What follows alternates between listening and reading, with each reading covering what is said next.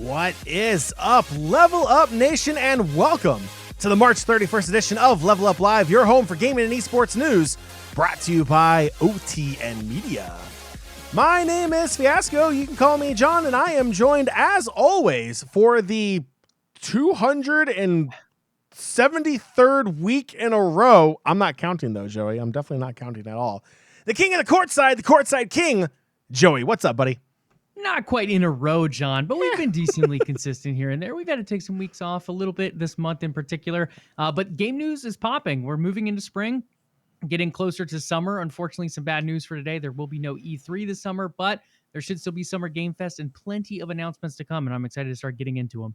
Absolutely. Nation, we understand this show only comes on once a week. I get it. You want to be up to date with all the gaming and esports news. That's why I cannot recommend enough that you follow the show on social media. That's Twitter and Facebook at LvLUp Live for all the cool information that LvLUp brings you on Thursday nights, but 7 days a week, 24 hours a day.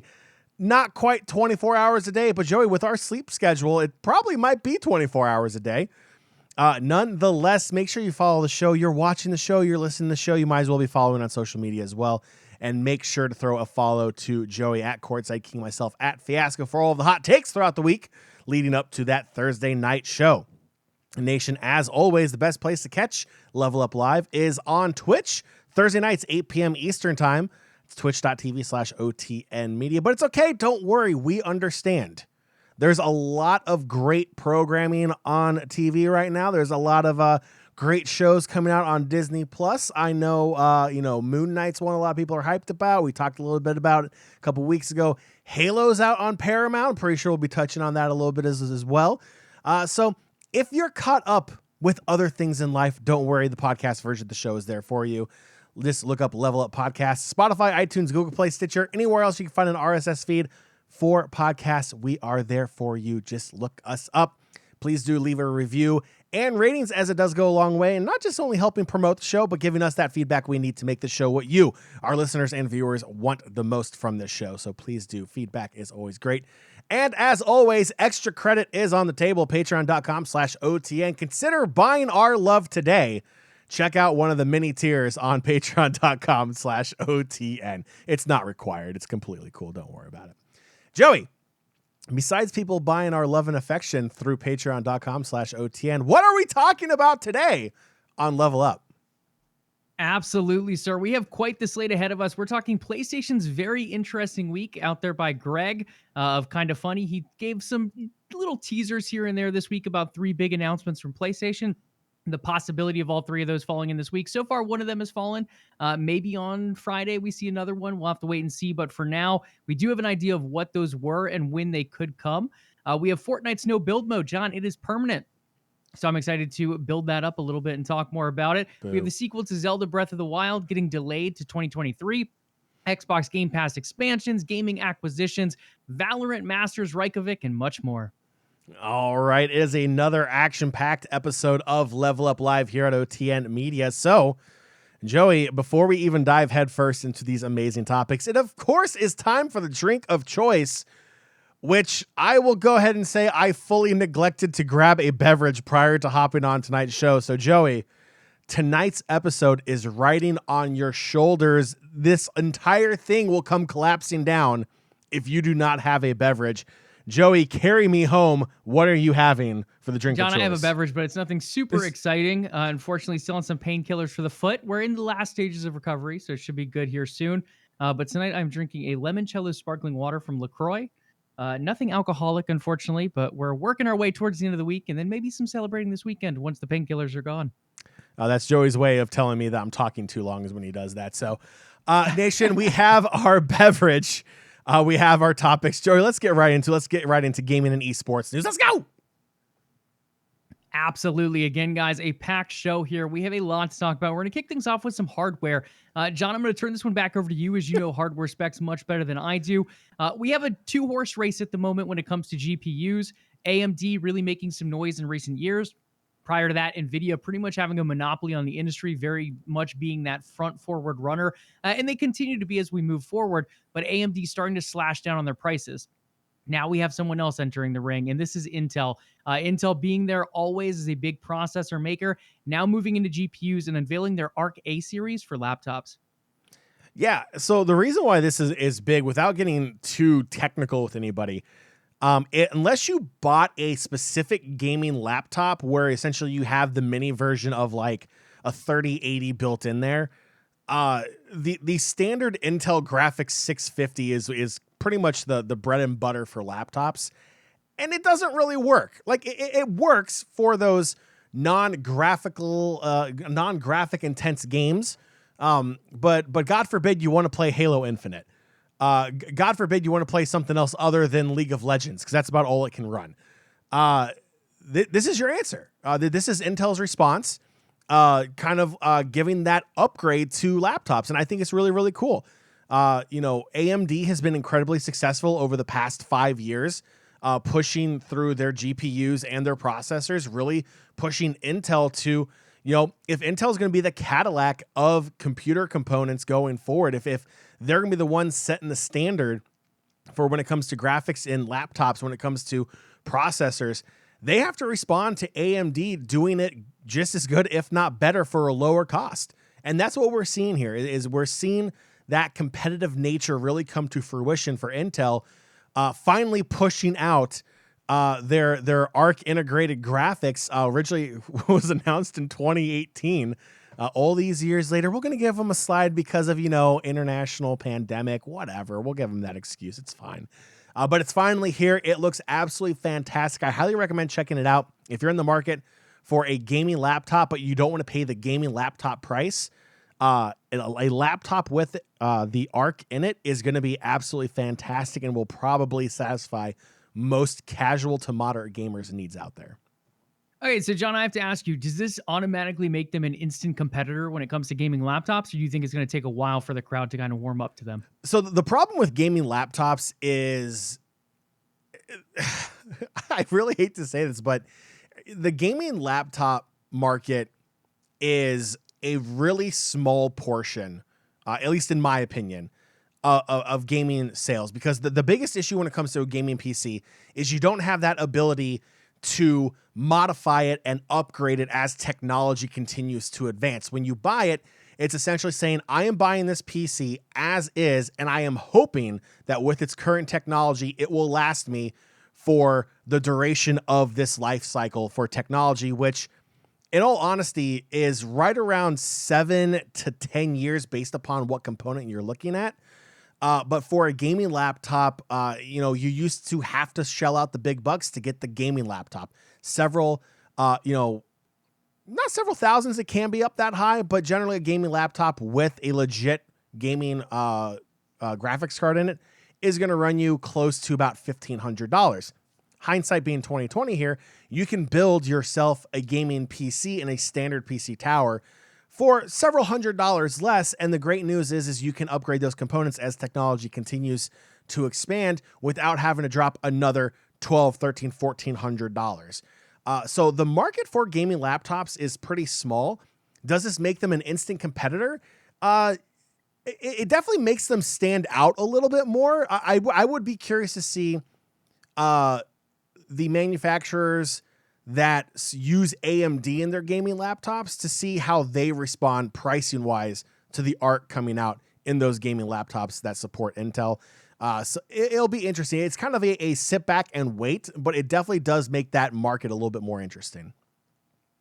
Yeah, I'm very in the same sense. Like as far as gaming laptops go, I feel like the desktop PC is the way to go for most gamers that are looking to dive more into PC gaming. With that being said, I feel like the laptop does present that mobility that a desktop PC does not in many cases. A lot of those towers being pretty big, not very easily portable, especially if you're flying or doing trips a lot. Gaming laptops kind of open that up a little bit more. But with that being said, John, that's kind of in that, I think you said 2% range. It's very small. It's not a ton of people traveling and are gamers that are looking to game regularly like that might not have a mobile game or I mean, nowadays there's so much cloud gaming available as well that it becomes almost like not necessarily a necessity for gamers who are traveling and want to keep up with it anymore. So we'll keep an eye on that. I feel like this is just the beginning of Intel jumping into GPUs. I feel like we'll eventually see them with some more standalone parts for those PCs if you do want to build them yourself. But for now, starting the kickoff here with Arc A. Over to acquisitions. Just a couple this week. Netflix has acquired their third game studio. That is Boss Fight Entertainment. John, I don't have too much information on them. They're most known for Dungeon Boss, really popular mobile game on iOS and Google Play. And one thing we continue to see with not only Netflix, but a bunch of different people is looking at what mobile IPs they have or what IPs they think will translate well to mobile, whether it's Microsoft, PlayStation, obviously Tencent, who acquires everyone, it feels like. A lot of these people looking to shift more to that mobile market because there's so much money right now in mobile gaming. This is another move like that. Whether we end up seeing games from Boss Fight on Netflix in their catalog on Roku players or Apple TVs, or if we just see them kind of dive more into the mobile market itself. It seems like this is a decent acquisition. I feel like Boss Fight has a lot still to prove, in my humble opinion, though. Anything else on Boss Fight or Netflix acquiring people? It's still weird that Netflix is acquiring gaming studios. It's I don't like it. It's weird. Yeah, it's definitely a weird place to be. Obviously, Amazon and Google kind of shifted the industry a little bit, but Netflix now getting involved as well just adds another layer to this gaming onion. So we'll keep an eye on them for now. The other acquisition in the news is one that hits home a little bit farther to us. NetEase is set to acquire Quantic Dream. We've talked about Quantic Dream quite a bit. A lot of issues going on with that studio. We know they have somewhere around 3 projects in the works right now. One of those being Star Wars Eclipse, the first Star Wars game set in the High Republic, depending when any other ones might launch. This is a game a lot of people were excited about initially until word got out about all the developer issues going on behind the scenes at Quantic Dream. So now there is a big blackout Star Wars Eclipse movement out there among Star Wars fans. At the same point, we haven't seen anything from Lucasfilm about stopping production over there. So for now, that is continuing on with that game set to drop sometime around 2025, 2026 at the earliest. I don't really have too many thoughts on NetEase coming in to acquire them. Ideally, with a lot of these acquisitions, especially Activision, Blizzard, and Microsoft, I'm hoping to see these companies cleaned up, and maybe this is another case of that as well. Yeah, and for the sake of Star Wars gaming fans out there, especially fans of the High Republic, obviously the Star Wars fandom is a very diverse fandom, and it should be celebrated. And obviously, when Quantic Dream came out as the publisher of Star Wars Eclipse, and all that dirt came out with it, a lot of people were very upset for very just reasons. It'll be interesting to see if this kind of soothes that feeling with this studio developing a Star Wars High Republic game over. We'll see if that will be enough to stop the boycott. Not saying it should or shouldn't, just be, it's going to be interesting to see. There's an acquisition coming. Acquisitions usually tend to clean up the garbage that is currently in place. So it'll be kind of interesting to see if that's what happens. A lot of people have an issue with the CEO of Quantic Dream, so we'll see what happens with him. And at the end of the day, we'll just see where that whole thing stands once this thing is finalized.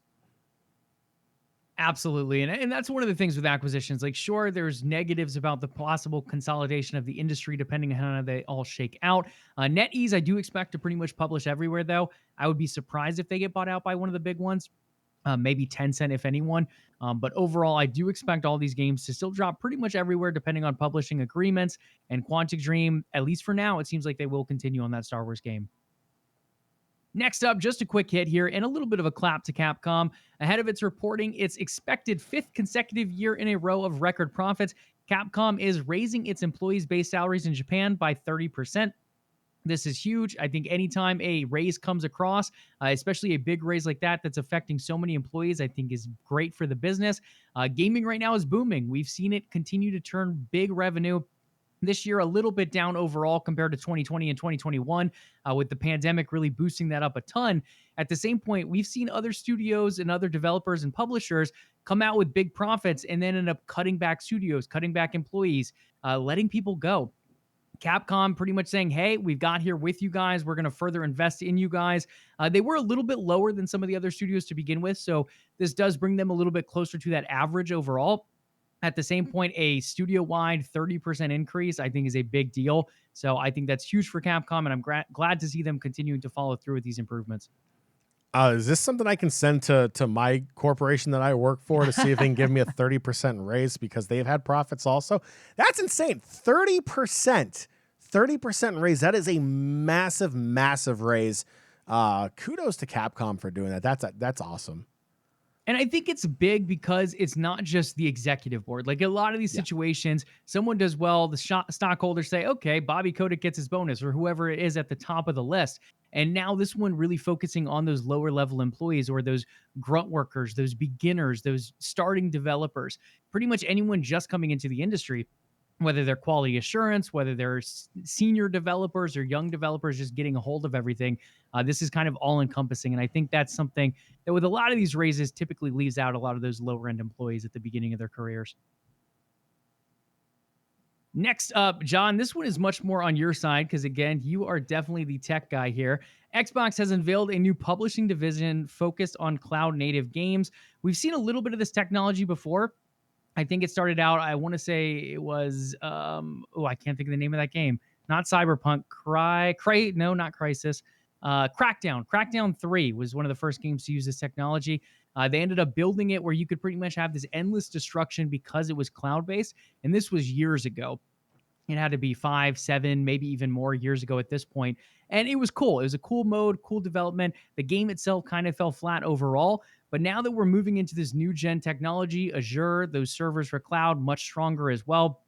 I mean, if you guys have played xCloud recently or NVIDIA GeForce Now, cloud streaming is getting much better and a lot stronger. The latency is really cutting down as well. So I think this opens up a lot of possibilities. When you look at servers right now, like Sea of Thieves, for example, they currently allow 6 ships on a server at a time. If you add like cloud nativity into this, if you allow a lot more nativeness in the cloud, you can pretty much expand that. You can have 12 ships, 20 ships, maybe 50, 100 ships, depending on how big your servers are. So this really opens up the possibilities for developers to say, hey, if we're going to do an MMO, why split everyone up into all these different servers when we can maybe have 2 major servers or 3 major servers as opposed to 20 or 30 or 40 major servers? So to me, this makes multiplayer a lot more interesting for those bigger like MMO style games. And I think eventually we get to some wild, big, giant type of games eventually down the road. The crazy thing with cloud gaming is it's still incredibly new. We're just scratching the surface on what cloud gaming is really capable of doing. If you take a look at the history of technology, if you go back to your history books in school real quick and you turn back to the 1960s and the 1970s, computers took up entire rooms. We're talking, your entire basement level of your house, the entire master bedroom size of your house full of nothing but a computer that could do basic math equations, that could do basic arithmetic, basic, just very basic commands. Fast forward 20 years from that, we're talking the 1980s now. We're looking at personal home computers. We're talking 256 megabyte computers, the size of your current tower, because that's something that hasn't changed very much. In your home with an operating system, with video games. Turn the page into the 1990s. You have the advancement from the 50s and 60s to the 80s was massive. From the 80s to the 90s was 5 times, if not 10 times as fast than what we saw from there, and it's only been getting faster. The idea of cloud gaming is absolutely insane. Joey, like a year and a half ago, we were slamming Google because their cloud-based system was an absolute joke. The latency, it wasn't worth playing. It wasn't worth money. It wasn't worth doing absolutely anything on that platform. Now here we are in 2022, barely a year and a half, 2 years later after the launch of that, and we're seeing how cloud gaming has expanded 5 times over already. It's going to keep going. The possibilities are endless when it comes to cloud gaming. Get excited. The future is happening right here in front of us, gamers. I mean, this is absolutely insane. It's going to change the way we game and do business worldwide going forward. Absolutely. And again, this is not just streaming to a device, streaming to a mobile device. This is actually building games within this cloud. And I think, John, you started to touch on this a bit, it opens up so many possibilities, whether it's destroying buildings and just cutting little pieces out here and there. And you see some of that destruction in games like Battlefield 2042. But imagine that on the scale of like a World of Warcraft, this giant world where you can have these different buildings being cut down because they're running on hundreds upon hundreds of servers in the cloud. And this ability is only available in this kind of cloud technology, because otherwise you're hampered down by servers, you're hampered down by hardware, you're hampered down by a lot of different factors. With this, it kind of opens it up. You can have more players. The machine learning can increase. Imagine the AI scale you can have. Like for the Battle Royale fans out there, I know John and I are not the biggest Battle Royale fans, but imagine going from, I think the biggest one now is like 150 players. This opens up the possibility of thousands of players, if not tens of thousands of players if done right. So there's tons of different possibilities here on top of all the cool PvE stuff you can build into the environment and destructibility. It's just, as John said, it's in its infancy. We've seen little bits like the Destruction Zone or whatever it was called in Crackdown 3, and that was years ago. Now we have a whole publishing branch to this. There's rumors of Kojima, however you want to pronounce it, working, a legendary developer working in this system, trying to build this cool cloud-based game. There's so many other cool ideas with this as well. So I think it's something we're going to see down the road. Maybe we get teases in near years, but I don't think we'll see much until toward the end of the decade. Anything else on cloud gaming, good sir? I'm pretty hyped, to be honest. I just think it's a little ways away. You said the end of the decade, and I quickly looked down to the corner of my desktop, and I was like, it's 2022. Like, that's like 7-8 years away. It's absolutely insane. Yeah, I mean, that's what I'm thinking. I think 5 years at the minimum, probably closer to 7 to 8. But we'll have to see. You never know. Again, the Crackdown thing was like 7 years ago or so at this point, so maybe they've been working on it behind the scenes. Maybe there is more to be shown coming sooner than later. This is true. Well, I guess Flight Sim technically uses a ton of this. That's probably the most recent. I think a lot of Flight Sim stuff is cloud. I mean, otherwise, that game that's already absolutely massive on your console and or PC would be like 8 times the size, and we're talking like over a terabyte. It's so much. It's so much. She big, but the cloud systems, the weather stuff is all very cool. So if you guys want to see this at its highest level, that's probably the best place to go, at least at this point. I don't know if Forza uses any as well, but I know Flight Sim definitely utilizes it. Next up is a little bit of some Game Pass updates. This first one, just a quick hit. PC Game Pass is expanding in Asia. John, we're talking Indonesia, Malaysia, the Philippines, Thailand, and Vietnam, all getting access to it starting this week with a beta program. Then eventually it will roll into a full program, similar to what it did here in North America. Really cool. I think more access to gamers is always a great thing, and it seems like Microsoft continued to pour money into Asia as they continue to look for expansion there. I don't see anything wrong with this. I think this is a big win for all gamers around. And again, as cloud becomes more and more prominent, I think we're going to see more and more expansion, not only from Microsoft, but all the cloud carriers as well. Yeah, the Game Pass is just so freaking good. It's absolutely insane. And again, Joey, we're talking a little bit earlier today about the whole Xbox Game Pass and just Xbox versus Sony in general. And again, as someone who just recently came to the Xbox ecosystem from Sony, from a lifetime of Sony, it's just it's so weird, like how Microsoft right now in this generation. Granted, I wasn't really around for the whole 360 and Series 1 and the original Xbox. Like, I was there, yes, obviously, but I wasn't with the console, playing the console in that community and everything else. So it's just, it really is night and day, and it's kind of weird. Again, it's not a knock against the PlayStation 5. It's an amazing console. It's just a very different feel of a community versus the PlayStation side of it, and it really centers around this crazy idea of the Game Pass, whether it's the PC Game Pass or just the console Game Pass or both in Ultimate. It is absolutely mental, and I love it. Well, John, keep that energy up, because the next thing we're going to talk about is coming from Windows Central. Xbox Game Pass supposedly is going to get a family plan. This has been something a lot of people have requested for a long time. We see similar things with Netflix and Disney Plus and a lot of these TV streaming services currently, though some of them are cracking down. Hey, Netflix, we see you. But in the end, I think this is a good move. And I know you over there have worked with your sister as well as your nephew on the different parental controls apps and all that available. Now taking it even a step further with the family plan, I think is a big win overall. Yeah, so it's funny because when we were talking about this earlier today, I sent this article to my sister who, her son, my nephew, is a big gamer. Her husband's a gamer. They both have an Xbox. They both play constantly. So my sister, first off, all those years you made fun of me for playing video games. Well, guess what? You're married to a gamer now. So I have zero sympathy for you. But the good news is what this will do is one Game Pass, both consoles in that household. That's the way you save money. I think it's great. This needs to happen. Stop making it a rumor, make it a reality. It's such a great idea. And you could probably even charge $5 more and people would be like, I'm still saving money. I'm not saying I want you to charge $5 more, but I'm saying you could get away with it.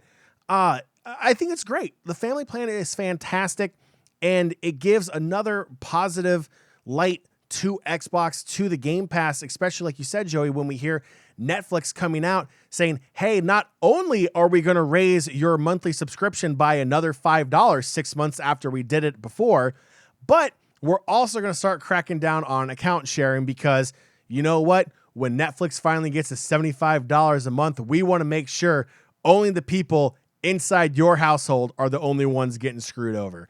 So, Netflix, that's not cool. Xbox, hey, this is a great idea. Let's show Netflix how it's done.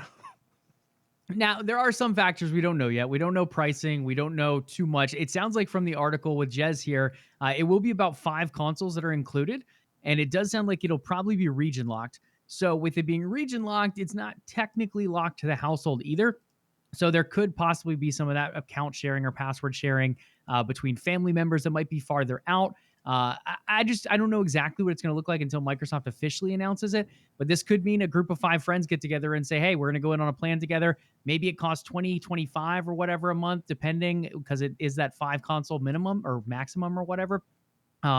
Again, we don't know till pricing. We don't know 100% till any of this comes out. But I think that's another viable option, is getting together with friends. Or maybe you have uncles or aunts or whoever that also game, and then you become like a little family plan that way.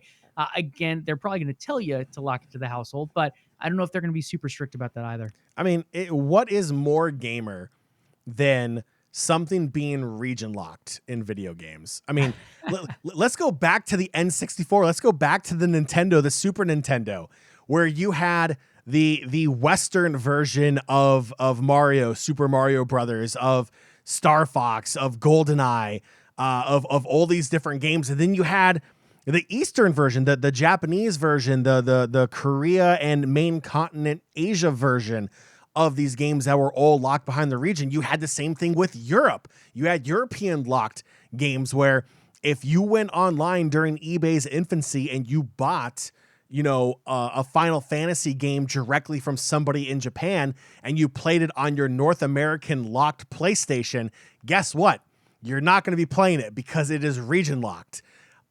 So yes, region lock is a term gamers know. I think it's absolutely ironic, but then again, let's be real here. If you have Game Pass, I mean, we all have friends all over the world that we play video games with. You're probably not going to do that. So the region lock here makes a little bit more sense than that. But it's just so cool seeing that term being used again just now in this case. And honestly, I think the region lock probably becomes mainly because the pricing differs. Exactly. Like the pricing in England versus the pricing in Germany versus India versus the United States. It varies depending on the region and depending on really the affordability for the program in that area. And I think they're trying to keep it as local as they can to kind of make it affordable for the people in those particular regions. So I really think it's more like that than anything else. Because otherwise, if we have a friend over in India and he gets it for $2.99 a month, we're going to say, yeah, we're 100% going to join his plan. Why not? But over here, it obviously is a little bit more expensive than some of the other countries in Europe. Love that exchange rate. It is good times. Asia, Europe, North America, all of you guys, eventually you'll have Game Pass available and possibly that family plan as well. Next up, John, building walls and taking them down is no longer a thing, at least in the no build mode queue for Fortnite. I think it's called zero build or something like that, I believe is what they ended up going with in the end. This was a little bit of an event that they tried out initially. A lot of people liked it. You saw big streamers like Ninja, like Dr. Disrespect, like Tim the Tatman going back and actually playing Fortnite and then coming out and saying they actually enjoyed Fortnite again. I think this is a big move by Epic. I think a lot of us saw this coming in the end. It was teased for months, it feels like at this point. Then once it came out and it was getting so much popular respect, it felt like this was going to become a permanent mode. Now it is moving that way. Fortnite Zero Build is in the game to stay, at least for the foreseeable future. And I absolutely love it because social media is so split on this based upon generations, and it's great. A buddy of mine from high school reached out, was like, it's like, oh, I may actually download this now. And then, one of my friends that happens to be a Gen Zer goes, oh, why can't you guys just learn how to build? And it's like, building sucks. No one likes building. It very much became millennials versus Gen Z when it came to building in Fortnite. Joey, as a millennial, I hated building. It was the entire reason I stopped playing Fortnite. I want nothing to do with it. Is this enough to bring the millennials back, Joey? Is this enough for you to re-download, for me to reinstall, for the rest of the millennial population to say, you know what? We're going to come back and wreck some Gen Z noobs in Fortnite now that we don't have to fire a shot and then quickly build 80 stories up in the sky to try to stay alive? Probably not. I have no desire to come back to Fortnite, but I will say it did pique my interest here a little bit. But other than that, I think this is a great move for Fortnite. I think at least offering it in a game mode is a great way to recover some of those players that got frustrated with building. Yes, I understand building in Fortnite is a skill. People practice it. I totally understand it, and I totally respect that style of play. But this is something Fortnite should have thought of years ago when Fortnite really started blowing up, the difference between a build mode and a non-build mode. I'm glad that now, Joey, in March of 2022, in the year of our gaming lord, we now have zero build mode in Fortnite. Yeah, I mean, it's a brilliant decision. And as you said, it's long overdue. Why hit one population when you can hit two? Now you get those Gen Zers. Now you get the millennials. You can bring them both in. Maybe for your comp scene, you keep one, or maybe you split it up as well and say, hey, let's have two competing scenes. I mean, who's it really going to hurt in the end? Then if you want, put the champions against each other. I'll guarantee the building one probably wins in the end. But hey, you could at least try it. I mean, when it comes down to it, I get the argument.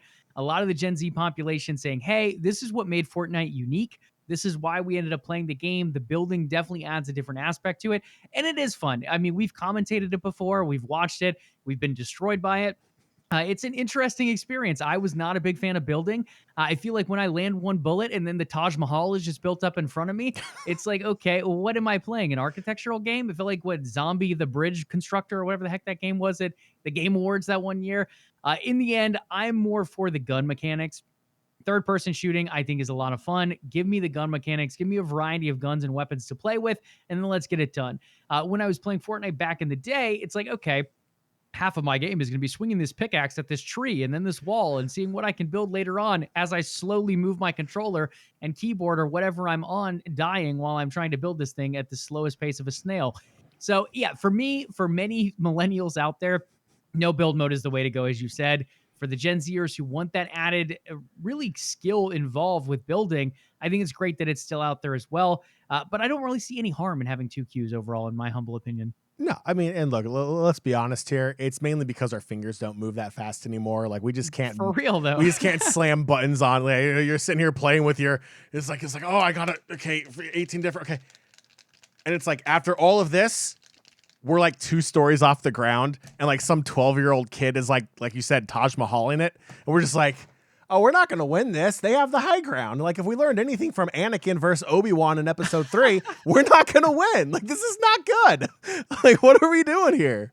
I mean, it's just absolutely crazy to me how quick, and not only just like the reflexes, but also just the thinking. Like you and I have pretty quick-witted when it comes to humor, but the ability to think through all those blueprints that they do at the pace they do is just For real. astounding to me. Yeah. And like, obviously, you know, there's a quick, successful pattern on how you build. Like obviously most of the time you don't build a complete box. You just build up on the side the person's shooting you from. Like totally get that. And you have to collect the supplies and everything to do all that. Like there is a skill to it. But at the end of the day, you know, there's just something about good old fashioned cartoon gun violence. And that's what millennials are here for. Like we don't want to build. Just let us kill each other's cartoon avatar. That's all we want to do. Hey, pot of luck. Welcome to the chat. We're talking Fortnite. Anything else you want to touch on here with no build mode? So, John, as of yet, you've not re-downloaded, correct? No, absolutely not. I felt the temptation. I might eventually give in. I mean, part of my resistance is I've missed so many characters and so many events, and it's like, I'm just so far behind. Like, is it worth going back in? But at the same point, the idea of killing Panicking Pat many times does sound quite astounding. Yeah. So I'm a little split at the moment. So like for me, Joey, like we all know I have a condition where I see microtransactions in a store for a video game and I justify spending $2 here or $3 here or maybe $5 for this rare skin that's a limited time release.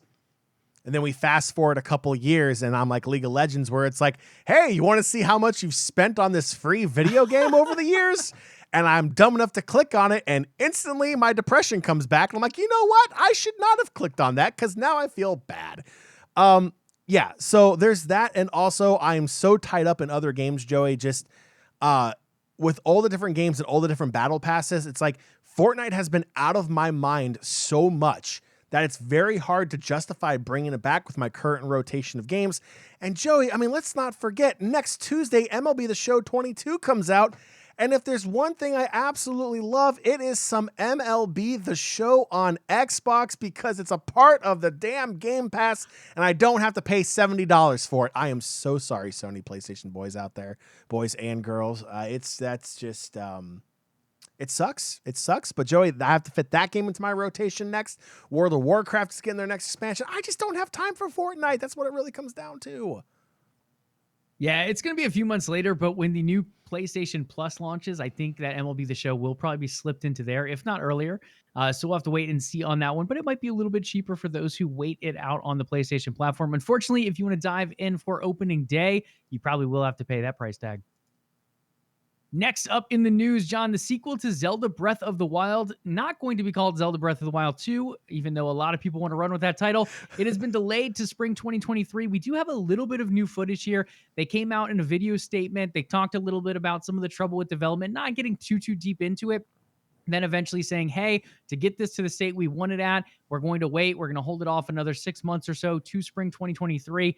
We do get a little of that footage coming into this next version. Overall, John, this game supposedly was originally supposed to drop in 2020. COVID obviously having a big effect on a lot of studios, especially in Asia. Ended up delaying this one quite a bit. Then it was supposed to drop later this year and now again delayed to 2023. With all that given extra time, now obviously COVID having that effect, cutting down some of that development, I do expect this game to be even more ambitious than the first. Joey, so like I feel like gamers are very understanding of the pandemic and things being delayed and everything, and I get that. But with Zelda fans, they're a different breed of gamer. They are very passionate about their games. They have been waiting. They know this game was supposed to come out in 2020 and they're like, you know what? Yeah. Okay. Pandemic 2021. Okay. It's fine. Yeah. Pandemic 2022. Okay. Yeah, that's fine. Yeah. Pandemic. Let's keep using it. 2023. Why not? It really needs to be a home run of a game. It really does. It is what it really needs to come down to is this game has to be one of the best, if not the best version of any Zelda game possible. If you're going to delay it for 3 years, is what it really comes down to. Yes, taking the pandemic into consideration, you still have to put together a product. Not saying that, launching a bad product, then patching it and fixing it as time goes on, a la No Man's Sky and Cyberpunk.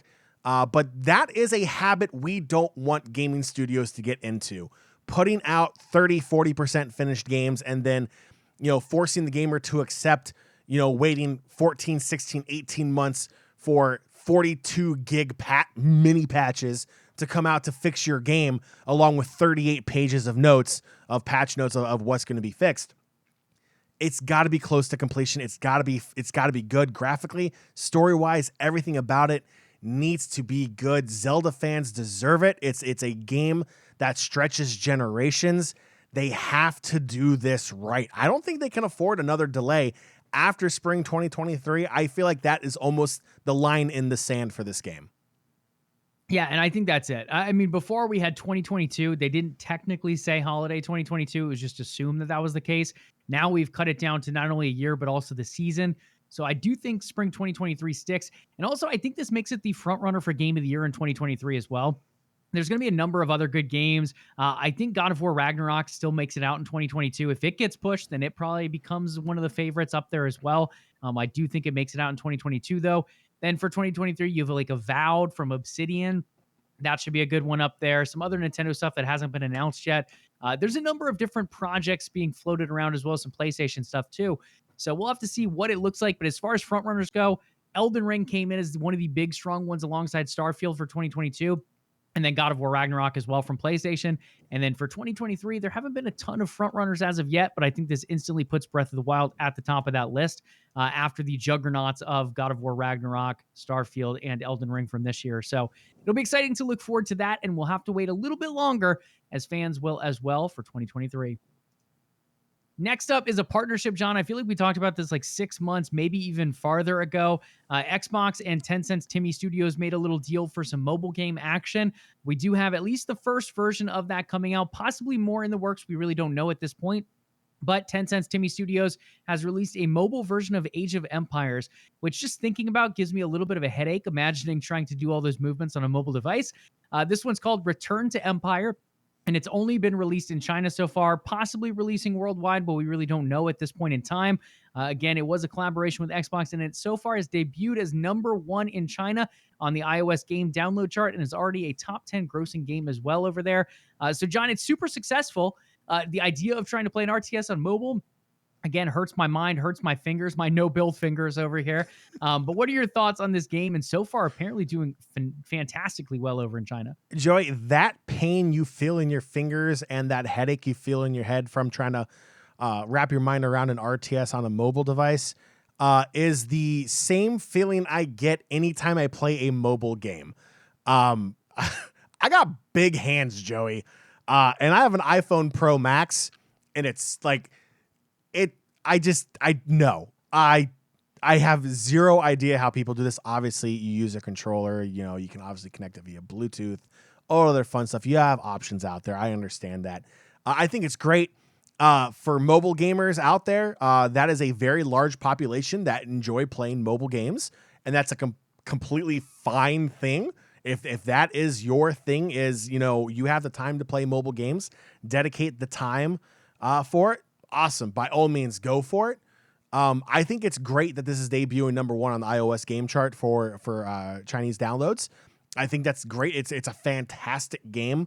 Joey, you and I talk about it all the time. It's just a very well-rounded game that, one of the big criticisms was those mini documentaries they slipped into the game. That's something you and I and a good chunk of the OTN community actually enjoy when playing that game or watching people play that game. It's a very unique game that really stands out from every other RTS and really any other game and mobile game on the market right now. It's so unique in what it brings to the table, or mobile device in this case. I think it's great, and I think this is a great sign for Age of Empires on mobile devices going forward. Absolutely. So we'll have to keep an eye on that. If it does get a global release, at least for now, it will be sticking with China. John, that brings us to one of the bigger topics on today's show, PlayStation's very interesting week, according to Kind of Funny's Greg Miller. At the beginning of the week, he ended up coming out and saying, hey, we're going to move the podcast that's PlayStation focused to the later side of the week onto Thursday because he heard 1 to 3 different rumors that could come true this week. A lot of possibility there and a lot of excitement around these. That ended up sending really the internet into a spiral. You had fans of PlayStation, fans of Xbox, gaming fans in general, just kind of speculating on what this could mean. Is it a huge acquisition? Is it Project Spartacus that Bloomberg talked about a couple weeks ago? Are we diving further into PSVR? Are we looking at God of War Ragnarok, new footage? What is coming this week? And no one really had much of an idea outside of Project Spartacus. So, kicking things off, number one was Project Spartacus. This was announced, I believe, initially by Bloomberg in December of 2021. Then we did get a new article this past week saying, hey, it could drop as early as next week, which at the time would have been this week, which it did end up dropping.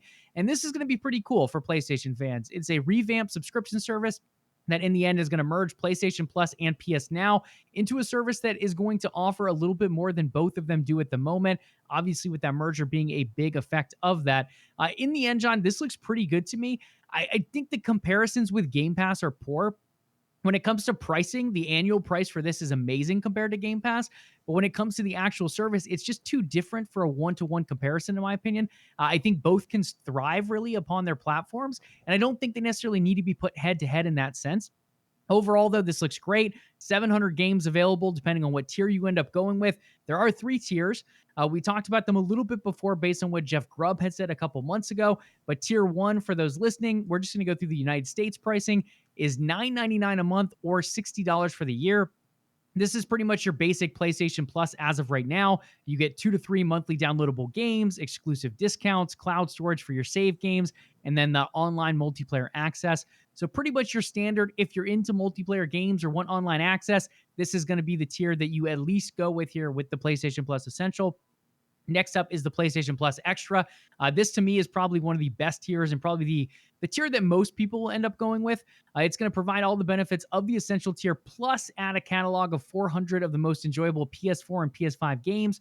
So this gets a little bit more into that Game Pass / Nintendo Switch Online territory with a lot of games available, but heavily first party offered. There will be some third party games involved here as well. But again, the bulk of that catalog being PS4 and PS5 games. The price on this one is at $15 a month or $100 a year. Again, this is something Game Pass does not offer, is that annual pricing. And I think it's a very good move here from Sony. The last tier, John, before I turn it over to you, PlayStation Plus Premium. This is going to be everything from the Essential and Extra tiers. But on top of that, you're going to get 340 additional games. These include PS3 games that are available via cloud streaming. This has been kind of nailed online by PlayStation fans and other fans alike. They're not happy that this is not natively available. At the same point, guys, cloud streaming is getting better and better, so I really don't have a ton of issues with this, as a lot of people do. I don't think it'll be that big of a deal in the end. And then you have some normal PlayStation, PS2, and PSP games. Then you have cloud streaming access, so similar to the Game Pass Premium users as well as NVIDIA GeForce Now users, you can get your cloud gaming. Again, I think it's getting better and better, and more people are going to want that part of the tier. And then last but not least, this one falls short for me. They are going to gatekeep time-limited game trials in here as well. That seems goofy to me. There's so many free demos out there. But maybe this is for the premium first-party PlayStation games that maybe didn't have demos before. I don't know if God of War, The Last of Us, or games like that had demos before. This could be where you eventually see them, maybe an 8-hour demo or whatever it ends up being. But in the end, this one's going to run $17.99 a month or $120 yearly. Compared to the top tier of Game Pass is about $180 a year. So this does fall short of that by about $60. So in the end, you do save more. You get access to more games, not as many third-party games, but in terms of first-party, we know PlayStation is rich with IP, and they definitely have a lot going for them there. So these are your 3 tiers, John. I'm curious to get your thoughts again, Essential, Extra, and Premium here coming out from PlayStation Plus. Would this have kept me in the PlayStation ecosystem? No, it probably wouldn't have. And I think the big thing here is the fact that it doesn't include new releases. Like, I think it's great that you get this catalog of games. I think it's fantastic. honestly, the premium, I'm not even upset with that pricing. I mean, if you're going to go back and you can even get PS3 and PS2 games, granted maybe a limited catalog, but cloud-based versions of those games, I'm completely cool with that too. I think $18 a month is a great price. The part that irritates me is that limited time trial of what we can assume is going to be those first party games, those premium games that are coming out that if you want to play, you have to pay full price. And PlayStation even talked about this, thinking that if they included these premium games in this Game Pass, it might be detrimental to their income or the developer. And we're seeing the opposite of that with Xbox Game Pass. So I'm kind of curious to see their numbers on that. But I think this is a step in the right direction for Sony. I think it's moving in that direction where eventually one day, whether it's this year, next year, 5 years from now, Sony's going to have a version of what we see on the Xbox Game Pass that will include newly released games at launch. It's just a matter of time because the developers are going to start demanding it. They're going to start saying, hey, look, we see our numbers on Xbox. They're crushing it. We want to crush it on PlayStation also. Joey, we talk about, I'll use MLB The Show again as an example here. Last year was the first year MLB The Show was on Xbox. It was automatically included day one in the Xbox Game Pass. That is a $60 game. That is a game I have paid $60+ for every single year on PlayStation for years. And it was one of the games I was going to miss when I switched over to Xbox. Now that it's on Xbox and it's free, I spent more money buying packs, buying stubs, getting equipment in MLB The Show than I ever have before when I had to drop $60, $70, $80, $90 for whatever version I got of the show, because it was just hard to justify dropping $80, $90 for a game and then continuing to buy other packs and other stubs using real life currency to press my luck a little bit in that game. But when the game's free, when it's included in a subscription service like that, you're not spending as much money and you're having more fun because you're playing the game the way you, the gamer, want to play it.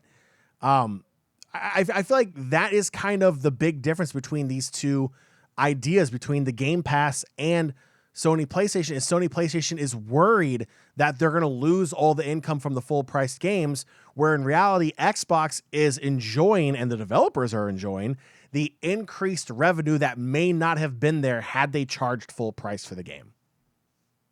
Yeah, I think it's an interesting generation overall because they're both kind of playing catch up in certain areas. Yes. When you look at services and when you look at really technology in general in the console, Xbox is farther ahead in certain things like Xbox Velocity architecture and SSD. Sony is pretty far ahead in that area. And then you look at like the quick resume features that Xbox have, the cloud saves and the ability to transfer those from PC to Xbox to phone and really back and forth. They're kind of ahead in that area. When you look at first party action adventure games, Sony is dominating that. It's not even a contest. Xbox has very few of those right now, and that's what Sony's known for. I mean, you look at Horizon Forbidden West, you look at Horizon Zero Dawn, God of War, The Last of Us. They have so many. Spider-Man, another one. They've just really killed that genre of game, and they've been known as the top really maker of that genre for many years now. When it comes to Xbox, you see them buying studios. You see them starting to invest in that area. When you look at Sony, the multiplayer aspect, Xbox has always dominated multiplayer between the two. Now Sony's investing more in multiplayer games and multiplayer studios. So I think because of it, because we have this competition, this healthy competition between them, you continue to see them build one another up. And they're working together against Amazon and Google as well. And I think a lot of fanboys don't notice this. There's contracts being signed between both of them. Sure, Sony signs deals and says, hey, you can't put this game on Game Pass. But at the same point, they're also signing big multi-million-dollar deals with Microsoft to use the Azure servers.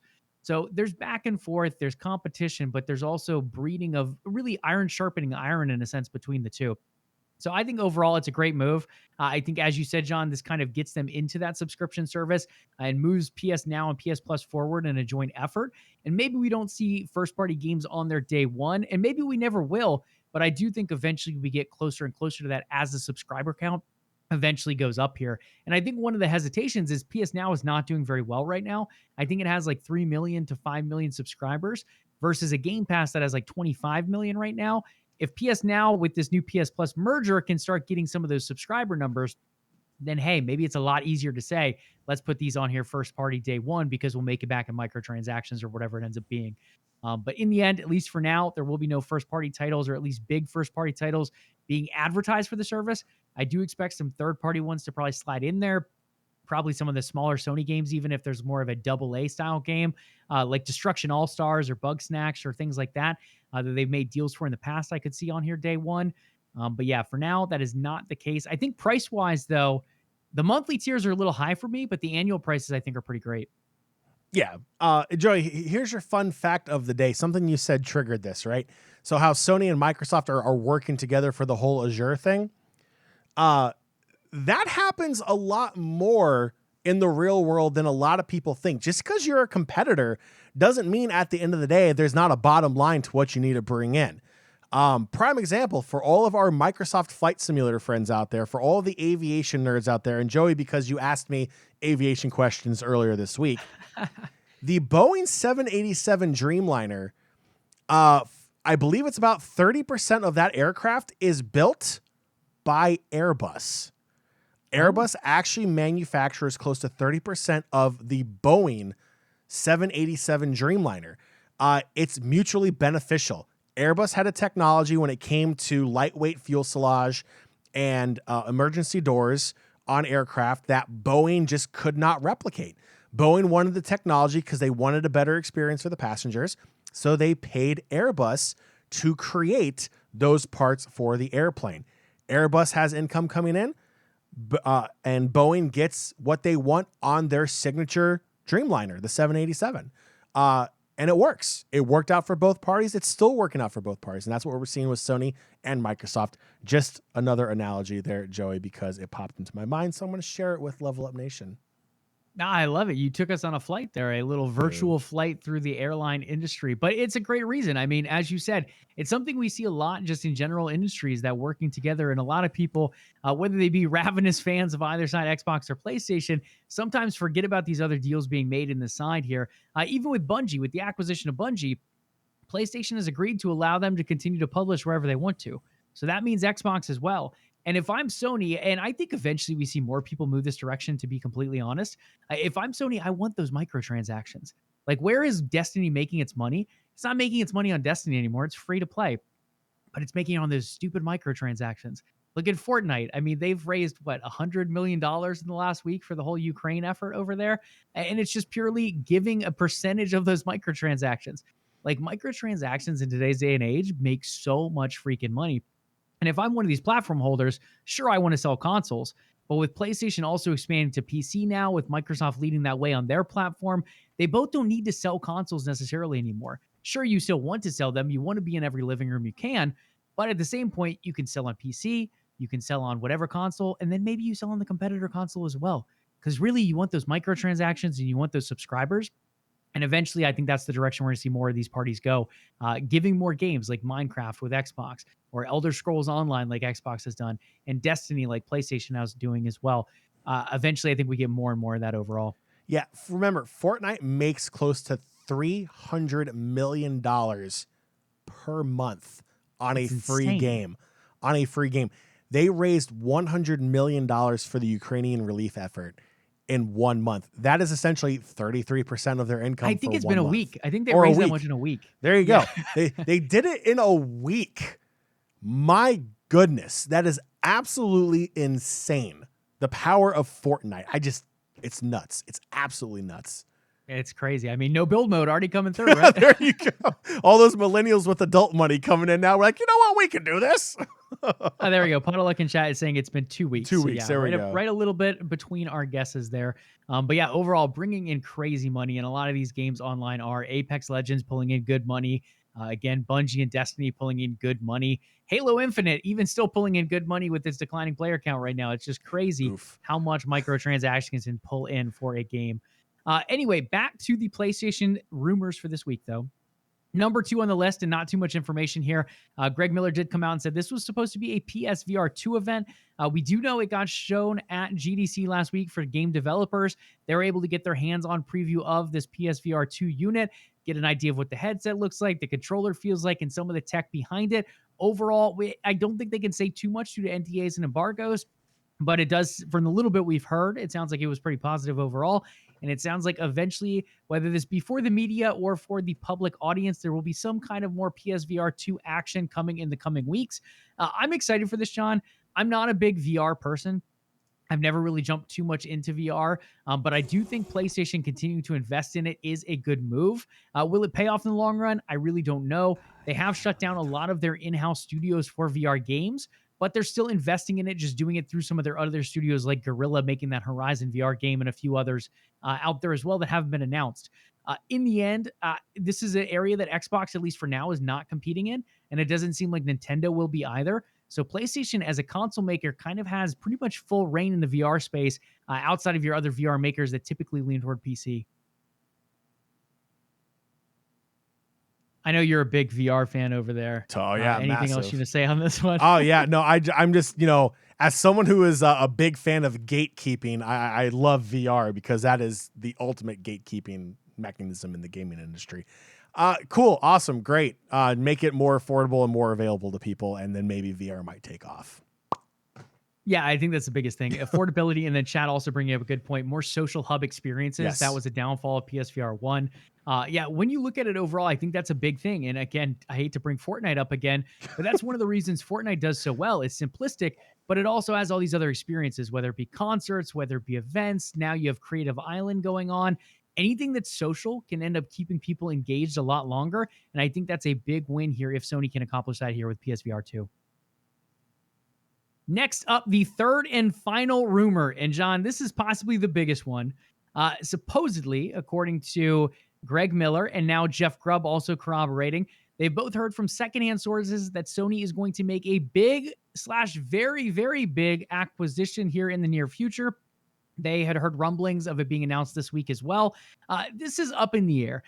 We've heard so many things of acquisitions where it's going to be big and then it's something tiny and small. And then we've heard other things of just nothing at all, like Bethesda and Activision. We didn't know either one of those were coming from Microsoft. So in the end, this could be as big as a smaller studio, or this could be as big as a giant publisher, and we really don't know at this point in time. I do like Jeff Grubb as a source, though. Greg Miller, I can't say I've heard too much as far as like news sources, but Jeff Grubb with a pretty good track record overall. Again, he's not fully committing to this because it has been secondhand sources. And there's so many legal obligations around all this as well. Technically, people can't talk about acquisitions if they're actually being made and signed. Outside of little rumors here and there, anyone actually involved is fully done with NDAs and embargoes and all that good stuff until it is publicly announced, because it can change stock prices, especially if they're both publicly traded companies. In the end, I think this is exciting for PlayStation fans. As we are with every acquisition, I'm a little nervous for how the game industry will react to it, because then you do end up with stuff being locked down. When Microsoft bought Activision, it's like, do they lock Call of Duty down, or is it purely to put Call of Duty on Game Pass? And at this point in time, it sounds like Call of Duty will stay everywhere, but will probably go in Game Pass day one. And I think that's a decent win for gamers overall. It seems like a happy medium, and it also helps Activision Blizzard hopefully get cleaned up as well. Now, over to the Sony side, they have been a little bit more restrictive and typically keep things to their own platform, but we recently saw something new with the acquisition of Bungie. With Bungie coming in, they allowed them to keep their own publishing rights, which to me shows that Sony's a little bit more open to being more flexible on this point as well. So that brings us to these possible acquisition targets. We've talked about studios before, and supposedly this being a big one, let's talk a little bit more about publishers. To me, John, this is like Capcom, Square Enix, Ubisoft, or Bandai Namco. I think are probably my top four in kind of that Sony price range. You're looking at between $3 billion and $15 billion for a lot of those. I think anything up above that is probably a little bit too hard for Sony. They currently have, I think it's $13 billion cash on hand or something after the Bungie deal. So Take-Two Interactive would be a little bit out of their range. EA would be a little bit out of their range. Now they can bring on loans. They do have a lot of money already in debt though as well. So I think those two are probably out of reach, but anyone below that, your Segas, your Capcoms, your Square Enixes, I think are all pretty viable targets here. Yeah, and a lot of those publishers you named already have a great relationship with Sony. That makes acquisitions even easier. When you already have that relationship, then it just really comes down to the formality of, okay, in the long term, what is this going to look like? How is this going to be mutually beneficial to both organizations? How is this going to help us take the next step in creating video games and making Sony and PlayStation the console of the future and try to attract people to this console to play these games from this studio. Yeah, I agree 100% with everything you said, Joey. I mean, obviously, Sony is in a situation where they can't go out and afford to make an acquisition like a Blizzard Activision, which still blows my mind that that's even happening. That's just an ungodly amount of money, just under $70 billion. I will never see a fraction of that money in my lifetime. So it's just like, it's insane. Like, Sony's not in that kind of position to do that, but I think a Square Enix would be a great buy for them. I think a Capcom would be a great buy. Again, two studios that already have a very good relationship with Sony and PlayStation going forward. Those would not surprise me. Like you said, Joey, they're at that price point that Sony can make that acquisition. They can make that splash. They can make that news cycle and keep themselves current in that conversation without breaking the bank and going even more in debt. So I like it. I think that's a real possibility there. Yeah, and I think those are some of your winners. Like, let's break a little bit of these down farther. Capcom, you look at Sony, they just purchased Evo. Now they're pretty much the fighting esport organizer at this point, or at least the biggest one out there. Then you pull in Street Fighter with Capcom. You pull in some other fighting titles. We also have rumors of Xbox working on their own Monster Hunter-esque clone. This also gives Sony the ability to have Monster Hunter mainly on their platform. And maybe that's why Xbox eventually started developing their own a couple years ago. There's a few different things going back, and a lot of these acquisitions do take some time. The Activision Blizzard one was escalated a lot quicker than these typically are due to everything going on with that company right now.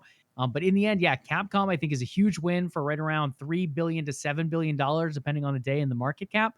I think that could be a big win for Sony. Square Enix, the interesting thing with this is we've seen more games from Square Enix come to Xbox, but overall, the relationship with PlayStation has been the strongest between the big factors here.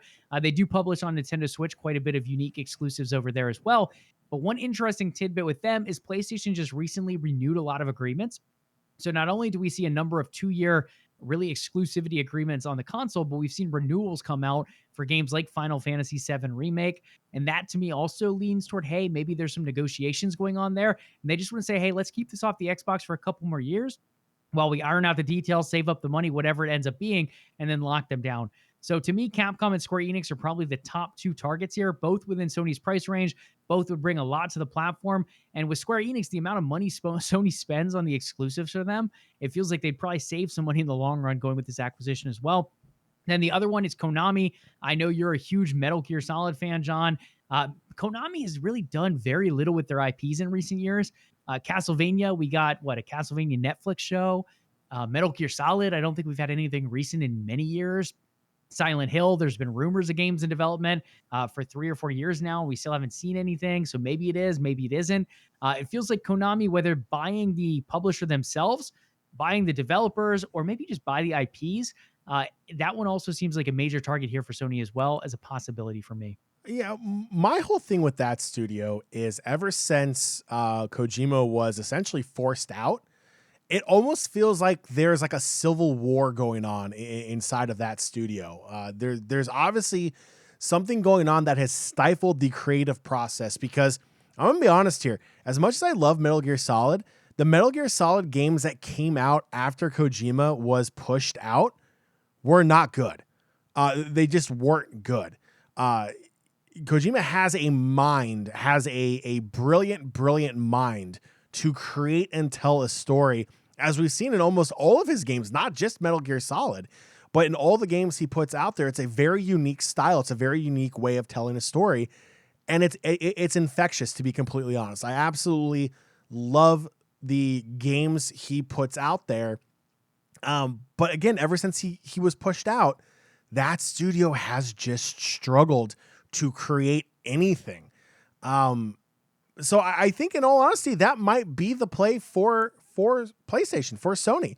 Come in, buy the studio that's kind of in a rut, and get them back on track. Get them producing these titles again and get them producing the next version of the storied franchise for gamers out there that want to continue their journey in that story, whether it's a Metal Gear Solid or a Silent Hill or whatever it may be. It's just one of those things where it's like you've got to get moving in that right direction. You're currently stuck. Sony can help you out of that rut. I think it would be a really, really good partnership there. But with the one caveat, I wish they would let Metal Gear Solid go with Kojima. That's just my own personal preference. It'll probably never happen because Metal Gear Solid is a cash cow, is what it really comes down to. So but I think that's what's going on there, which makes them a ripe candidate for Sony to acquire them. Absolutely. And the one thing with Konami as well as Sega to keep in mind is they do have other businesses out there too. So not only fully gaming, some of them are in gyms. I think Konami's in gyms, Sega also in the arcade business a bit. They have been selling off parts of their arcade business. So that could be making them another ripe candidate for acquisition, whether it be PlayStation, Tencent, Xbox. Maybe they're just shedding that arcade business in general. A couple things to keep in mind there. Bandai Namco, again, is another target. They're toward the upward range, in my opinion, of what Sony can afford, but they do have a lot with them. I mean, there is some big franchises under Bandai Namco. And the other one with Capcom that we didn't mention was their biggest franchise, Resident Evil. I mean, that initially gives Sony a really, really good horror IP to work with. Resident Evil 7 had a ton of nominations this year. There's a lot of really cool things just within Capcom in general. And for the price, Capcom seems like the biggest winner to me. Again, Square Enix could be another good move for Sony as well, though. And then the other one, a little bit more American European, is Ubisoft. Ubisoft is another possible business that could be bought up right now. Assassin's Creed under their umbrella, Tom Clancy, and a number of other titles. And they're similar to Activision Blizzard right now, where they're having a lot of issues with stuff like sexual harassment, gender discrimination, a lot of stuff going on the Office that should not be going on in the Office. So a lot of that needs to be cleaned up, and maybe Sony comes through as the shining knight here to help clean that up as well. In the end, it feels like there are quite a few businesses within Sony's range. They can probably only pick up one of them, though, depending on if they want to take out a giant loan. So I think I would say the front runner for me is probably Capcom, then Square Enix.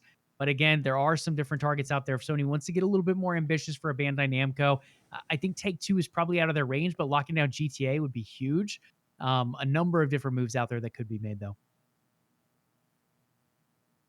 So we'll keep an eye on that. As far as individual studios, there's only one I think that comes up as like a big get. I don't see Take-Two selling Rockstar, so I'm not going to include that one. I would say like CD Projekt Red is probably one of them, the maker of Cyberpunk and The Witcher. And I think the other one is From Software, who just released Elden Ring. Both of those will kind of be big gets for me that are not necessarily publishers, but are kind of big deal studios. I don't think those are the targets here, but again, we'll have to keep an eye out because I really have no idea at this point. But supposedly, if these secondhand sources are true to Jeff Grubb and Greg Miller, we should see some big acquisitions from Sony here in the near future. Next up, just a couple upcoming events, and then we'll slide over to esports and wrap up today's show. Pre-registration for Diablo Immortal, the mobile game famously known for it. Don't you guys have phones? At BlizzCon a few years ago, has now continued to move forward and is now open for pre-registration if you want to check that out. Supposedly, it's actually pretty fun from what I've heard from different critics. We'll have to keep an eye on and see what happens there. PS games for April. We have Hood, Outlaws, and Legends for PS5 and PS4, SpongeBob Battle for Bikini Bottom Rehydrated for PS4, and Slay the Spire also on PS4. Over on the Xbox game side, we have games for gold for April, Another Sight, Hue, Outpost, Koloki X, and MX vs. ATV Alive. I wish I knew what half these games were, guys, but I really don't between both parties here. In the end, SpongeBob sounds nice. Hood, I've heard decent things about. Not a lot of people like it, but I've heard some decent stuff from critics at least. In the end, some cool games to look forward to, and everyone loves free. Whether it's a great game or not so great game, it never hurts to try a free game. So in the end, there is that. E3 2022 has been canceled, guys. No in-person event or digital event. We talked about this months ago. It was eventually moved from an online event or an in-person event to an online event again. But unfortunately, it does look like it is going to be officially canceled, pending some emails that went out today that look like it will not be moved forward. But E3 2023 is supposedly going to be a thing. We'll see if it actually does end up becoming one later on down the road. And then for those looking to get more of the Unreal Engine, the State of Unreal is going to be April 5th at 11 a.m. Eastern Time, covering the latest in the Unreal Engine updates. Now, John, you did make a good note here in our notes. We did miss one gaming thing because we didn't get to talk about it last week. The initial thoughts on Halo, the TV series. This is the series that dropped on Paramount Plus. A lot of people having to sub to Paramount Plus. Thankfully, it was a Game Pass perk to have 30 days free of that to go ahead and check out the series and see if it's worth your time. In the end, I have mixed thoughts on this, and I know you do as well. I'll turn it over to you first, though. I love the cinematics. I think they were pretty epic. But other than that, I have some mixed feelings, and I'm curious to hear some more of yours. Just real quick, Paramount Plus has released the first episode in its entirety available on YouTube. So you do not need a subscription to check out the first episode. So if you do not have that Xbox Game Pass perk to get 1 month of Paramount Plus, YouTube does have the full first episode. All right. Joey, you correctly predicted my score range after the first episode. I was a little upset, and I thought about changing my score because of it. But I'm going to be honest. I'm going to stay true to it. I gave it a 6 out of 10. And the main reason why is several things. One, the reason I got a 6 and not lower was because of the nostalgia of it. Like, they had the sounds from the video game. The characters looked like the characters from the video games. Just in amazing, more high def, intense CGI. I thought it was absolutely fantastic. Things I didn't like. I'm not sold on the storyline right now. That's probably my biggest issue. We had the whole thing with, spoiler alert, he takes his helmet off. That might not be the biggest spoiler here, but he takes his helmet off and was not what I was expecting. And I think that kind of like bothered me a little bit. Like when the Mandalorian took his helmet off, I'm like, okay, that makes sense. Like I can see that. Master Chief took his helmet off. I'm like, no, I don't know why. I don't have a reason for it. It was my initial gut reaction. I'm not going to hold that against them. I thought the action was great. To be completely 100% honest though, Joey, I made this comparison to you as well. This series feels so much like Stargate SG-1, the sci-fi universe travel show, if you will, from the early and mid 2000s that was big on sci-fi, which I believe is a part of the Paramount family. It just has the same feel, the same action shots, camera movements. There's just a lot of similarities that screamed Stargate SG-1 to me. And not saying that's a bad thing, but I'm looking for something different. Like when you take a look at like how Disney Plus has been handling Star Wars content, The Mandalorian, Book of Boba Fett. Yes, they're going based off of a typical Star Wars format when it comes to these TV shows versus and the movies, but they're able to do it in ways that are refreshing and rejuvenate that feeling. It just feels weird. Like, again, we all know my opinions on when it comes to video game adaptations on movies and TV shows. I want to like this. Arcane gave me hope for the Halo series. I have not watched episode 2 prior to this comment here on the on LvLUp tonight. So this is purely based off of episode 1. Joey, I hate to say it, if episode 2 is like episode 1 was, I may not come back for episode 3. It just did not do enough to really make me interested in wanting to continue that series after one episode. Yeah, no, and I think that's a very popular take out there right now. I went in with very, very low expectations. I was thinking like a 5 or a 6, so I actually came out thinking 6.5 to 7. Overall, I think my biggest takeaway as far as negatives is the CGI. The CGI of the enemies looked a little janky. And I think also the in-helmet view was a little janky as well. And that kind of gives you that Stargate kind of action feel to me. And I get it. They want to appeal to the gamers. They want to show that first-person perspective. And I liked it to a degree. It just looks kind of sloppy as well for a high-production film like this, or production show rather like this. And I think that takes it away a little bit from what that realism could have been. Some of the other stuff, I thought the violence level was a lot higher than I expected. And for those who haven't seen it yet, it comes very quickly in the early part of the show. It's very interesting to see them go kind of take this IP, and it has always been a mature IP, but to throw it out there and really take that level of maturity up to a level that the games have never really seen overall, there is definitely some, I'll call it mental trauma in a sense. And you are obviously shooting guns within the video game, but when it comes to the show, they just take the gore level up even another notch. I'm not sold on the story either, but I'm not super negative against it as well. I think you take the story a lot more negatively than I do. And maybe it's just because I've come in like my biggest issue is knowing some of the lore, and I am by far not any kind of Halo lore junkie. I've read a couple books, I've played through the games, but I couldn't tell you all these planets that people know and all these species and races and characters and all. I don't know any of that stuff. But in the end, coming in playing the games, they've advertised it many times that this is going to be separate from the lore, and it is very much separate from the lore. Very much. And I think me coming in knowing that and kind of taking that really scope of things, I was a little bit more open to the story. Now, with it being said, I was not riveted with the first episode. I wasn't like, oh, I have to tune into episode 2 and see exactly what happens. I will say, and I'm hoping it has the same effect on you, episode 2 to me dragged me in a lot more. The beginning was a little bit slow. Again, you get this cool cinematic camera angles, which I think the series probably does to the best of its ability. Those are really cool. And I think the music in episode 2 is really well done as well. But story-wise, around the middle of episode 2, maybe early to middle, I think it really picks up and starts getting a little bit more interesting. And they have a good cliffhanger at the end of episode 2 that kind of opens things up a little bit more. So not that we're getting back on the lore path, but they are starting to move a little bit toward, I mean, it's still very far from the lore. But it does open up some doorways that could be a little bit more lore based. So I don't know. We'll have to see what it does. But at least for me, episode 2 earned the viewing of episode 3. So I will be tuning in and seeing what happens. But again, it seems like it's still doing that world building stage, and we kind of have to be patient with these new series. At the same point, in today's day and age, people want that instant fulfillment, and it's got to start snagging more people in sooner than later to be able to do that. It seems like, at least based on online reviews, people are liking episode 2 a lot more. Critic ratings and audience ratings are up after episode 2. So take it as you will. I don't know if that does translate to bigger numbers later down the line, but at least for now, it does hold the record for the most popular Paramount series in 24 hours.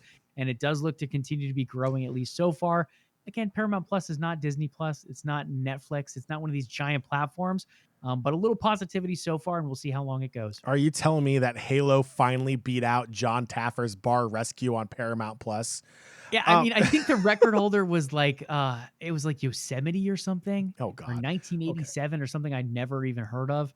But yeah, record holder. Woo! Well, so here's my last tidbit I'm going to throw out there, right? Halo's TV series cost an estimated $10 million per episode. That is on par with HBO's Game of Thrones. Okay? So you saw what HBO did with a $10 million per episode budget with Game of Thrones.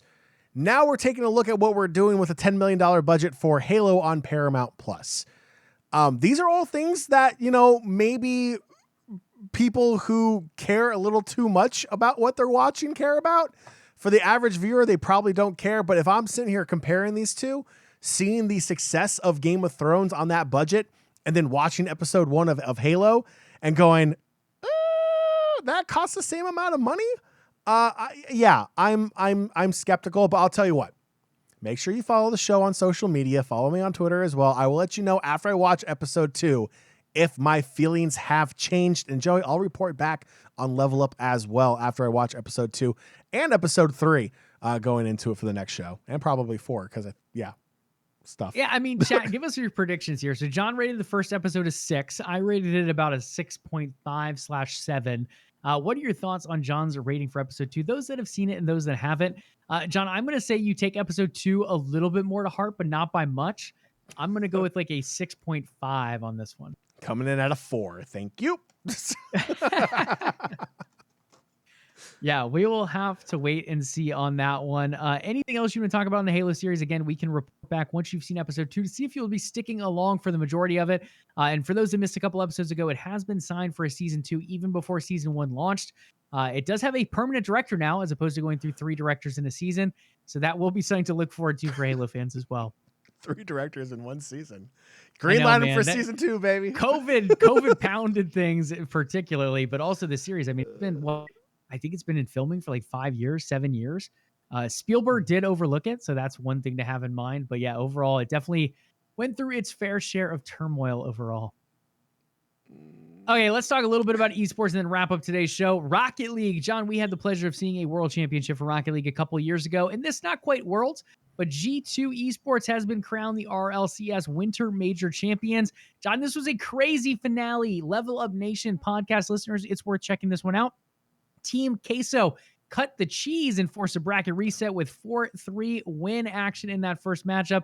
And then G2 came back. They clawed their way back. They threw the cheese on a cracker and they took a chomp out of it. 4-2 to be crowned champions. John, we love bracket resets. Not as much when we're casting them late at night. But overall, it is fun to watch an esport event where the bracket resets come out. This one being a big one, that 4-3 win by Queso, and then G2 running it back with a 4-2 victory, being crowned the Winter Major Champions. Joey, if there's one thing I can count on is your amazing talent for puns.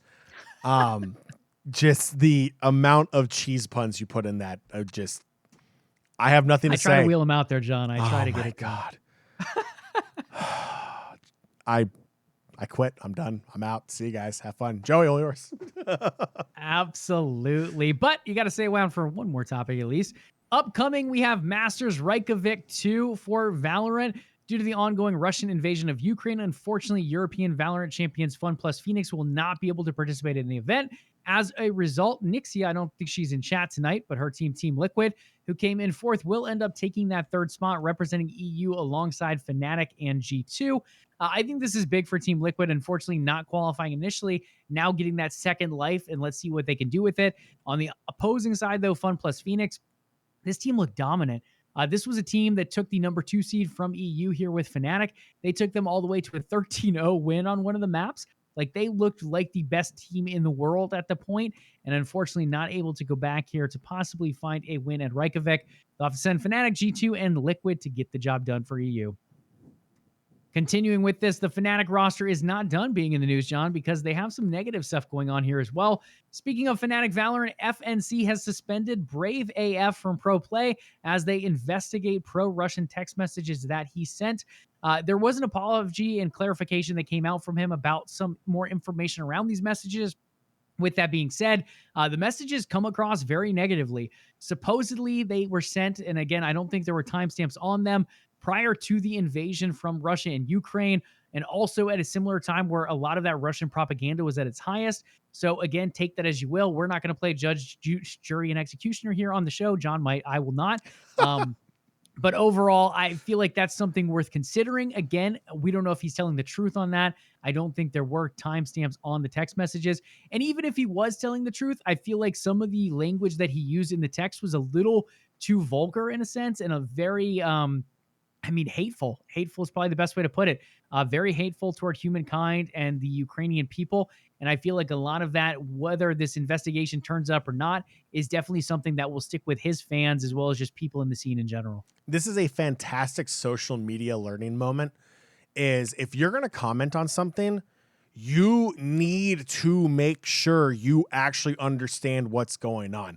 Whether this was a day or two before Russia invaded Ukraine, that was building up for weeks.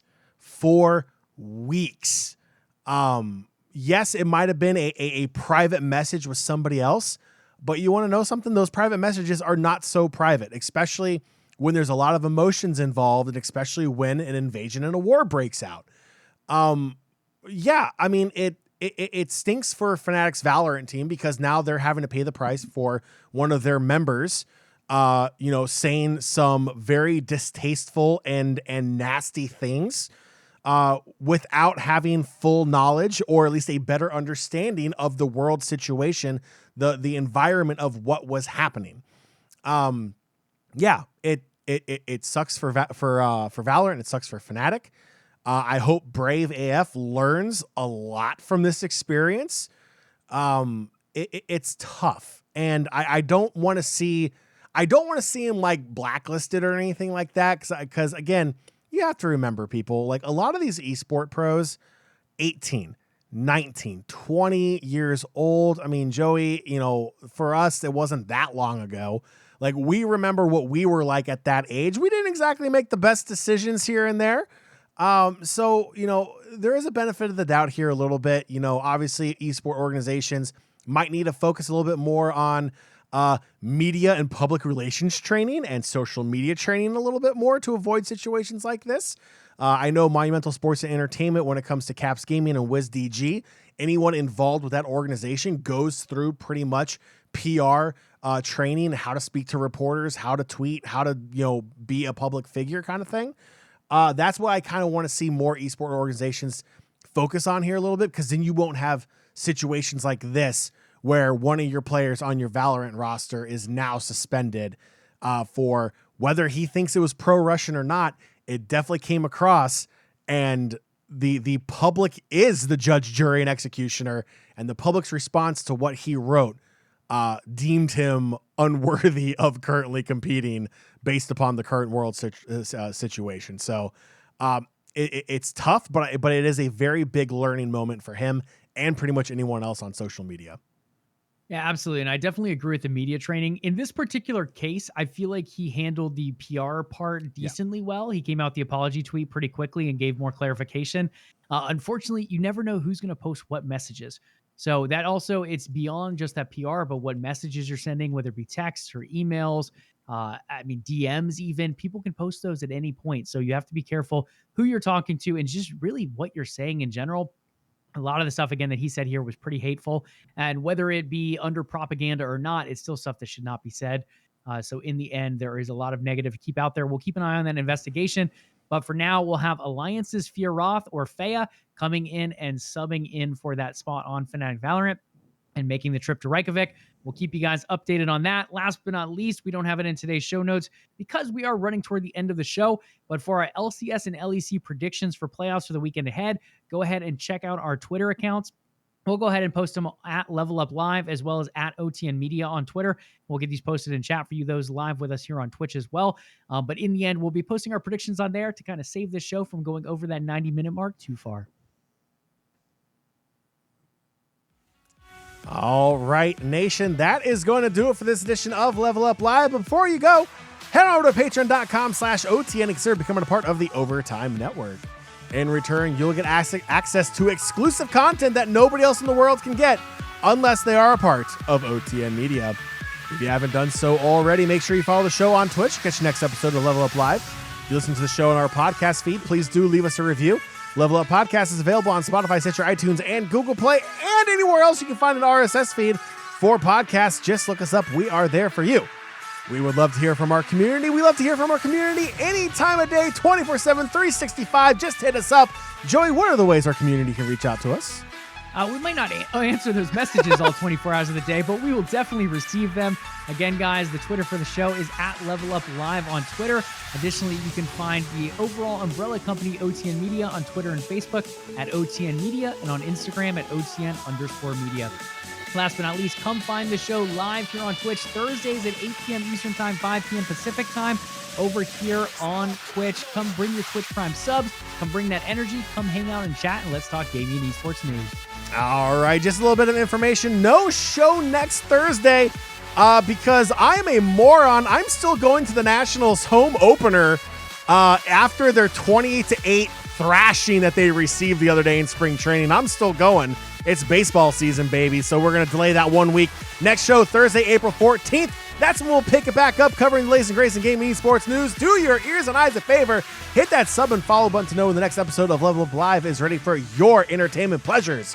We'll catch you all on the 14th. Enjoy your weekend. Remember, be nice to your fellow gamers online. And as always, Level up.